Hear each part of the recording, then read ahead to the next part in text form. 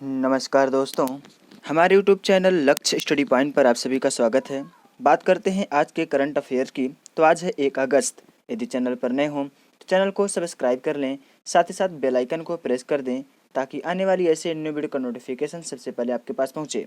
यदि वीडियो आपके लिए उपयोगी सिद्ध होता है तो इस वीडियो को अधिक से अधिक स्टडी ग्रुप में शेयर करें ताकि इसका लाभ अन्य दोस्तों को मिल सके। तो बात करते हैं आज के करंट अफेयर की क्वेश्चन नंबर फर्स्ट की। क्वेश्चन नंबर फर्स्ट है, राष्ट्रीय पर्वतारोहण दिवस कब मनाया जाता है? यानी कि राष्ट्रीय पर्वतारोहण दिवस मनाया जाता है। तो इसका सही जवाब है ऑप्शन नंबर सी, 1 अगस्त। 1 अगस्त को प्रत्येक वर्ष मनाया जाता है राष्ट्रीय पर्वतारोहण दिवस। बात कर लेते हैं अन्य तथ्यों की। तो 1 अगस्त को एक और डे भी मनाया जाता है, वो है यॉर्कशायर दिवस। यॉर्कशायर दिवस। बात करते हैं अन्य ऑप्शन की। तो आता है ऑप्शन नंबर ए, 30 जुलाई। तो 30 जुलाई को मनाया जाता है मानव तस्करी रोकथाम के लिए विश्व दिवस। चलते हैं अगले ऑप्शन पे। तो आता है ऑप्शन नंबर बी, 27 जुलाई। 27 जुलाई को मनाया जाता है केंद्रीय पुलिस रिजर्व बल यानी कि सीआरपीएफ की स्थापना दिवस मनाया जाता है 27 जुलाई को। चलते हैं अगले ऑप्शन पे। तो आता है ऑप्शन नंबर डी, 26 जुलाई। तो 26 जुलाई को प्रत्येक वर्ष कारगिल विजय दिवस के रूप में मनाया जाता है, जिसमें ऑपरेशन विजय चला था। चलते हैं अगले क्वेश्चन पर। क्वेश्चन नंबर सेकंड है, हाल ही में चर्चा में रहे इमीसेट नामक जासूसी मिसाइल किस देश का है? इमीसेट यहाँ पर ए होना चाहिए था, EMISAT। इमीसेट नामक जासूसी मिसाइल भारत का है। ऑप्शन नंबर बी इसका सही जवाब है। बात कर लेते हम इमीसेट के बारे में। तो भारत की DRDO यानी कि defence research and development organisation और ISRO Indian space research organisation दोनों द्वारा संचालित खुफिया जानकारी जुटाने वाली सैटेलाइट इमीसेट EMISAT हाल ही में तिब्बत के ऊपर से गुजरी है। इसीलिए चर्चे में है इमीसेट। इसका पूरा नाम है वह इलेक्ट्रॉनिक इंटेलिजेंस सैटेलाइट, जिसका वजन है 436 किलोग्राम। 436 किलोग्राम इसकी वजनाई है। यह उपग्रह इसरो द्वारा PSLV यानी कि सैटेलाइट लॉन्च व्हीकल C45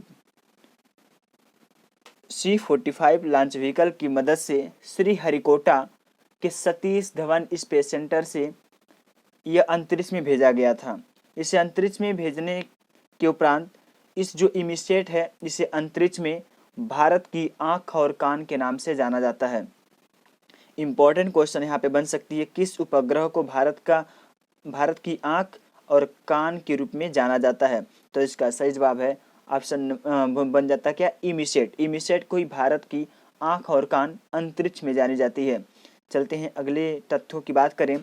तो विशेषज्ञों का कहना है कि इमीसेट मिसाइल को इजराइल के प्रसिद्ध जासूसी उपग्रह सरल, यह इजराइल का जासूसी उपग्रह सरल है, इसी को देखते हुए इसी के तर्ज पर बनाया गया है। चलते हैं अगले क्वेश्चन पर। क्वेश्चन नंबर थर्ड है, ICMR के चेतावनी के अनुसार भारत 2030 तक किस रोग को समाप्त करने के अपने राष्ट्रीय लक्ष्य से चूक सकता है, यानी कि असफल हो सकता है? तो इसका सही जवाब है option number A, AIDS. AIDS इसका सही जवाब है। इसके विश्लेषण की बात करते हैं। तो ICMR यानी कि Indian council of medical research ने यह चेतावनी दी है कि 2030 तक देश में एड्स को समाप्त करने के लिए जो राष्ट्रीय लक्ष्य रखा गया था उसे भारत चूक सकता है। परिषद के अनुसार इसकी मुख्य वजह है कोविड-19 के कारण अन्य स्वास्थ्य कार्यक्रमों पर ध्यान नहीं दिया जा रहा है, उसकी प्रगति रुक गई है।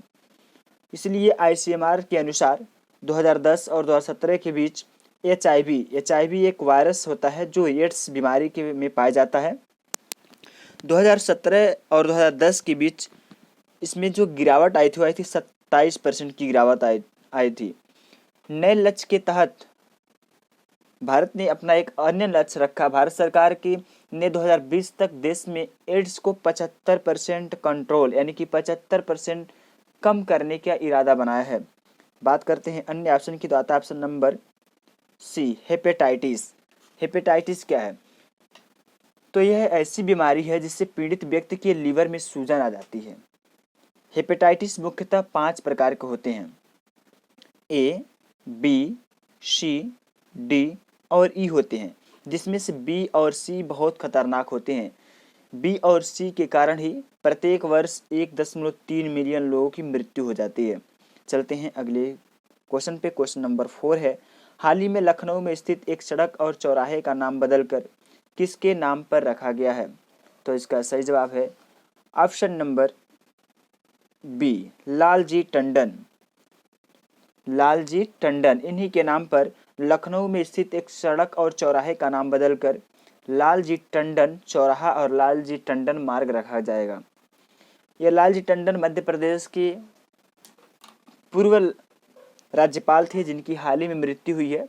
इसी के उपलक्ष्य में लखनऊ नगर निगम ने अपने यहाँ के वर्तमान सांसद यानी कि जो सांसद थे लालजी टंडन, इन्हीं की यादगार में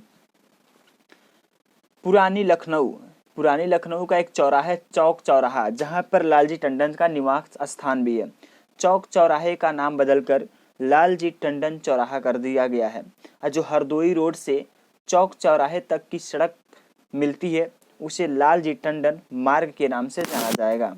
चलते हैं अगले क्वेश्चन पर। तथ्यों की बात करें तो ऑप्शन नंबर ए आता है श्यामा प्रसाद मुखर्जी। तो श्यामा प्रसाद मुखर्जी के नाम पर जैसे कोलकाता पोर्ट ट्रस्ट की 150वें वर्षगांठ पर प्रधानमंत्री नरेंद्र मोदी ने इसका नाम बदलकर श्यामा प्रसाद मुखर्जी कर दिया, यानी कि कोलकाता पोर्ट ट्रस्ट का नाम बदलकर श्यामा प्रसाद मुखर्जी कर दिया गया। अन्य ऑप्शन की बात करें option number C, Arun Jaitley. तो यह पूर्व वित्त मंत्री हैं जिनकी पिछले वर्ष मृत्यु हो गई। इन्हीं की यादगार में दिल्ली का फिरोज शाह कोटला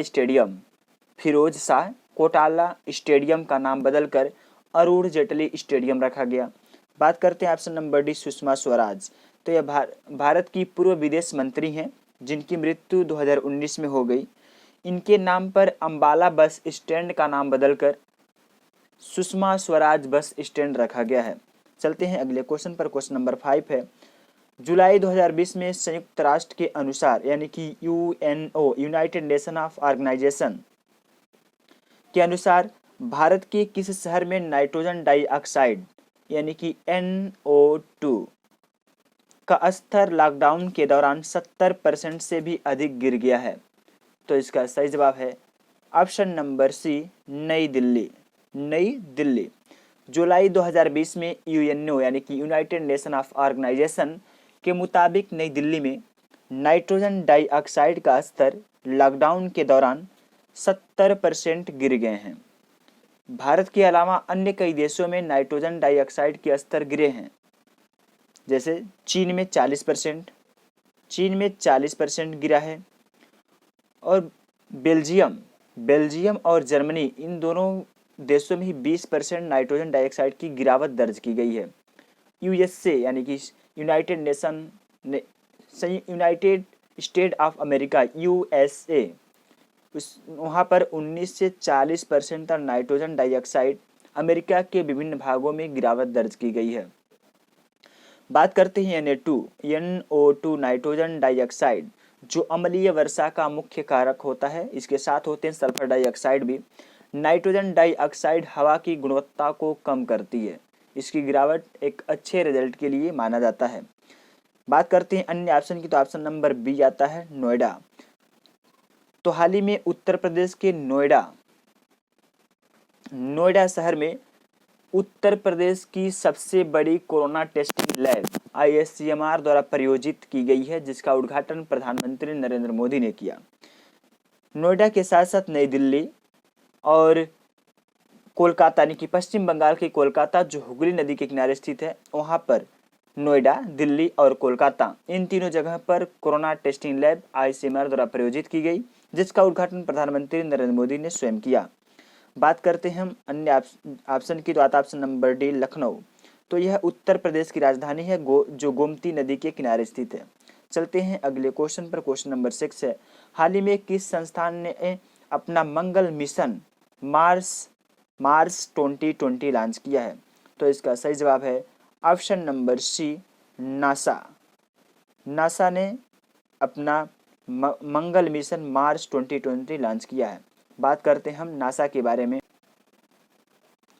तो नासा का फुल फॉर्म बन जाता है वो है national aeronautics and space administration. यह संयुक्त राज्य अमेरिका की स्पेस एजेंसी है नासा, जिसकी स्थापना हुई थी 1958 में। 1958 आते ही माइंड में क्लिक करना चाहिए डीआरडीओ, क्योंकि डीआरडीओ की स्थापना भी 1958 में हुई थी। नासा का मुख्यालय है वाशिंगटन डीसी यूएसए में। इसके संस्थापक हैं ड्वाइट डेविड आइजनहावर। बात करते हैं अन्य ऑप्शन की, तो आता है ऑप्शन नंबर बी डीआरडीओ। इसका फुल फॉर्म बन जाता है defence research and development organisation. यह रक्षा मंत्रालय की अधीनस्थ कार्य करता है डीआरडीओ। इसकी स्थापना 1958 में, नासा और डीआरडीओ दोनों की स्थापना हुई 1958 में। डीआरडीओ की मुख्यालय है वो है नई दिल्ली में। इसके वर्तमान में महानिदेशक हैं वह जी सतीश रेड्डी। बात करते हैं अगले ऑप्शन की, तो आता ऑप्शन नंबर है इसरो। इसका फुल फॉर्म बन जाता है Indian space research organisation. Indian space research organisation, जिसकी स्थापना 15 अगस्त 1969 में हुई थी। 1969। बात करते हैं इसकी मुख्यालय के वह बंगलोर, जिसे हम विद्युत सिटी के नाम से भी जानते हैं। इसका प्राथमिक अंतरिक्ष बंदरगाह है वो है सतीश धवन अंतरिक्ष केंद्र, श्री हरिकोटा आंध्र प्रदेश में है, जहां से इशिता ESHIAT इसित जो अभी ऊपर चर्चा किया गया उस उपग्रह को लॉन्च किया गया था। कहां से? जी सतीश धवन अंतरिक्ष केंद्र, श्री हरिकोटा आंध्र प्रदेश से। बात करें इसके वर्तमान में प्रशासक यानी कि अध्यक्ष हैं वो है डॉक्टर के सिवान। चलते हैं अगले क्वेश्चन पे, तो क्वेश्चन नंबर 7 है हाल ही में किस मंत्रालय ने नॉलेज रिसोर्स सेंटर नामक नेटवर्क का शुभारंभ किया है? तो इसका सही जवाब है ऑप्शन नंबर बी पृथ्वी विज्ञान मंत्रालय। पृथ्वी विज्ञान मंत्रालय ने नॉलेज रिसोर्स सेंटर नेटवर्क का शुभारंभ किया है। बात कर लेते हैं पृथ्वी विज्ञान मंत्रालय की। इसकी स्थापना सन 2006 में हुई। 2006 में इसका जो मुख्यालय है पृथ्वी भवन नई दिल्ली में। वर्तमान में इसकी मंत्री हैं। इस मंत्रालय का जो वर्तमान में कार्यभार संभाल रहे हैं वर्तमान स्वास्थ्य मंत्री डॉक्टर हर्षवर्धन सिंह। चलते हैं अन्य ऑप्शन की बात करें, तो ऑप्शन नंबर ए है MHRD मंत्रालय, जिसका नाम बदलकर हाल ही में शिक्षा मंत्रालय कर दिया गया है। 34 साल के बाद MHRD मंत्रालय का नाम बदलकर कर दिया गया है शिक्षा मंत्रालय। इससे पूर्व भी इसका नाम शिक्षा मंत्रालय ही था, जिसके वर्तमान में मंत्री हैं डॉक्टर रमेश पोखरियाल निशंक। बात करते हैं अगले ऑप्शन की, तो आता है ऑप्शन नंबर सी गृह मंत्रालय। गृह मंत्रालय के वर्तमान में मंत्री हैं अमित शाह, पूर्व बीजेपी अध्यक्ष अमित शाह, जिनका संसदीय क्षेत्र है गुजरात का गांधीनगर। बात करते हैं ऑप्शन नंबर डी वित्त मंत्री। तो वित्त मंत्री वर्तमान में हैं निर्मला सीतारमण, जो भारत की पूर्णकालिक पहली महिला रक्षा मंत्री हैं वो हैं निर्मला सीतारमण। और इससे पहली बात किया जाए तो इंदिरा गांधी भी भारत की प्रथम महिला रक्षा मंत्री रह चुकी हैं, लेकिन पूर्णकालिक सवाल आ जाए तो वहाँ पर आता है निर्मला सीतारमण।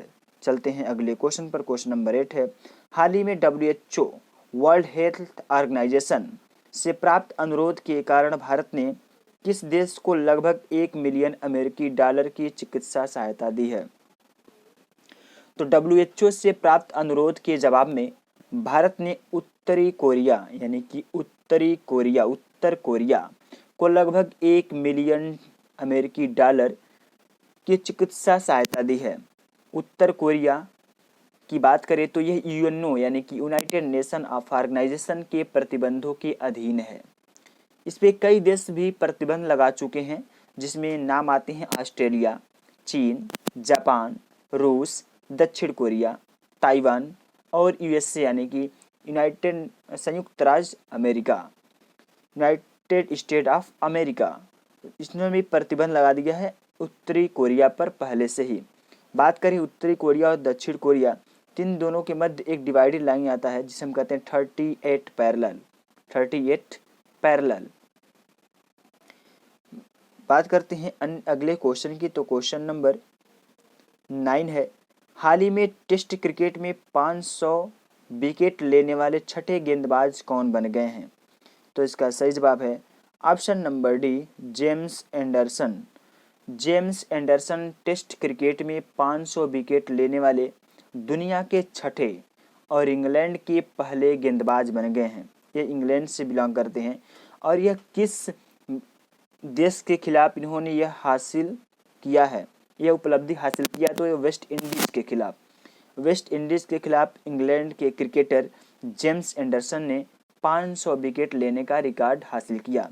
इनसे पहले भी अन्य गेंदबाज ने इस उपलब्धि को हासिल किया है। तो पहले नंबर पे आते हैं मुथैया मुरलीधरन, जिन्होंने 800 विकेट अभी लिया टेस्ट में, यह श्रीलंका से बिलोंग करते हैं। यह शेन वार्न, इन्होंने 708 विकेट लिए, 708 विकेट। अन्य ऑप्शन की बात करें तो आते हैं अनिल कुंबले। अनिल कुंबले ने 619 टोटल विकेट लिए। अनिल कुंबले जो भारत की पूर्व क्रिकेट कोच भी रह चुके हैं, अनिल कुंबले। एक और है ग्लेन मैकग्रा, जिन्होंने 563 विकेट लिए। और छठे नंबर पे आते हैं, 5वें नंबर पे वो हैं Courtney Walsh. Courtney Walsh 519 wicket लिए इन्होंने। चलते हैं अगले क्वेश्चन पर। क्वेश्चन नंबर 10 है, हाल ही में किस मंत्रालय का नाम बदलकर शिक्षा मंत्रालय कर दिया गया है? तो इसका सही जवाब है ऑप्शन नंबर ए। तो इसका सही जवाब है ऑप्शन नंबर ए, MHRD मंत्रालय, यानी कि जिसके वर्तमान में मंत्री हैं डॉक्टर रमेश पोखरियाल निशंक। MHRD मंत्रालय का नाम बदलने का सिफारिश बहुत पहले किया गया था। सबसे पहले पूर्व इसरो प्रमुख, जिनका नाम है के कस्तूरीरंगन के नेतृत्व में बनी एक समिति के विशेषज्ञों ने एक समूह में सबसे पहले MHRD मंत्रालय का नाम बदलने का प्रस्ताव रखा। उसके बाद हाल ही में भारत की कैबिनेट मंत्री ने कैबिनेट की बैठक में शिक्षा मंत्रालय नाम रख दिया। MHRD मंत्रालय का नाम बदलकर शिक्षा मंत्रालय, जो 34 साल बाद यह नाम पूरा बदला गया। सबसे पहले इस मंत्रालय का नाम शिक्षा मंत्रालय ही था। बात करते हैं अन्य ऑप्शन की, तो उस ऑप्शन नंबर बी है गृह मंत्रालय, जिसके मंत्री हैं अमित शाह, पूर्व BJP अध्यक्ष, जिनका संसदीय क्षेत्र है गुजरात का गांधीनगर। ऑप्शन नंबर सी है विदेश मंत्रालय, जो वर्तमान में विदेश मंत्री हैं S जयशंकर। चलते हैं अगले क्वेश्चन नंबर 11 है, हाल ही में किस देश ने अपने स्कूलों में महात्मा गांधी को पढ़ाए जाने के लिए एक विधेयक पारित किया है? तो इसका सही जवाब है option number C, America. America ने हाल ही में अपने स्कूलों में महात्मा गांधी और मार्टिन लूथर किंग और महात्मा गांधी, इन दोनों पर आधारित विषयों को पढ़ाने की अनुमति यानी कि विधेयक पारित किया है। बात करते हैं अमेरिका, तो इसके वर्तमान में राष्ट्रपति हैं डोनाल्ड ट्रंप, जिन्होंने हाल ही में WHO की सदस्यता छोड़ दी है। अमेरिका ने हाल ही में पाकिस्तान की एयरलाइंस यानी कि वायु यात्रा पर प्रतिबंध लगा दिया है, एयरलाइंस पर। बात करते हैं अन्य ऑप्शन की, तो आता है ऑप्शन नंबर ए, जापान। जापान की राजधानी है टोक्यो। जापान के लोग बौद्ध धर्म के अनुयायी होते हैं, जहां पर लगभग 96% जनसंख्या उसकी बौद्ध धर्म की अनुयायी होती है। जापान की बात करें तो वर्तमान में इसके सम्राट हैं नारुहितो यहाँ के वर्तमान में सम्राट हैं, और प्रधानमंत्री हैं वो हैं शिंजो अबे। जापान जनसंख्या की दृष्टि से दुनिया का 17वां सबसे बड़ा देश है। क्षेत्रफल की दृष्टि से देखा जाए तो इसका स्थान आता है 62वां। यहाँ का राष्ट्रीय खेल है सुमो। बात करते हैं अन्य ऑप्शन की, तो आता है ऑप्शन नंबर डी, ऑस्ट्रेलिया। तो यह ऑस्ट्रेलिया दुनिया का सबसे छोटा महाद्वीप है। इसकी राजधानी है कैनबरा। राष्ट्रीय भाषा अंग्रेजी है। मुद्रा ऑस्ट्रेलियन डॉलर है। सम्राट की बात करें वो हैं एलिजाबेथ द्वितीय। प्रधानमंत्री हैं स्कॉट मॉरिसन। और ऑस्ट्रेलिया को कैपिटल ऑफ गेम के नाम से भी जाना जाता है, क्योंकि ऑस्ट्रेलिया की लगभग 75 से 80% जनसंख्या होती है वह किसी न किसी प्रकार से गेम में इन्वॉल्व होती है। चलते हैं अगले क्वेश्चन पर, जो कल के अभ्यास प्रश्न का जवाब है। कल का अभ्यास प्रश्न है, सॉरी बीच में कल कुछ दिक्कत होने के कारण कल का करंट अफेयर नहीं आ पाया था, इसलिए कल का अभ्यास प्रश्न न होने के कारण आज का अभ्यास प्रश्न है। आज का अभ्यास प्रश्न है, हाल ही में किस संस्थान ने पूर्व राष्ट्रपति डॉक्टर एपीजे अब्दुल कलाम की पुण्यतिथि पर एक नवाचार प्रतियोगिता डेयर टू ड्रीम 2.0 शुरू किया है? तो इसका सही जवाब आप कमेंट करना ना भूलें। साथ साथ आप इस क्वेश्चन के बारे में जितना से अधिक जानते हैं कमेंट बॉक्स में जरूर लिखें। यदि आप चाहते हैं इस वीडियो के क्वेश्चन पीडीएफ को डाउनलोड करना तो आप हमारे व्हाट्सएप ग्रुप के लिंक से ज्वाइन हो सकते हैं, जिसका लिंक इस वीडियो के डिस्क्रिप्शन बॉक्स में मिल जाएगा। वीडियो देखने के लिए आपका धन्यवाद। जय हिंद, जय भारत।